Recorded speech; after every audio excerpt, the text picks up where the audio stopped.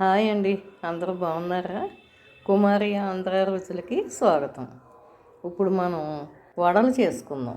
ఇదిగో పప్పులు నానబోసుకున్నాను. వడలోకి ఏం కావాలంటే పప్పులు, మినుగులు, రాగులు, సజ్జలు ఇవి కొంచెం పప్పులు నానబోసుకున్నాను.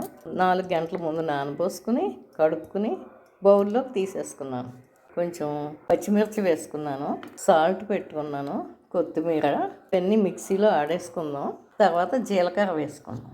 మిక్సీలో ఆడుకున్న పిండి ఇదిగో ఆడుకున్నాం కదా, ఇందులోనే ఉల్లిపాయలు జీలకర్ర కూడా వేసేసుకుని ఇలా గారె షేప్లో వడ షేప్లో వేసుకుని ఇలా నూనెలో కాగిన తర్వాత నూనెలో వేసుకోవడమే. చూడండి, చక్కగా బాగా వేగాయి తీసుకుందాం.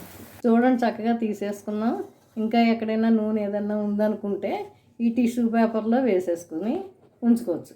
వేడివేడిగా వడలు, కొత్తిమీర చట్నీ, అల్లం చట్నీతో తింటే సూపర్.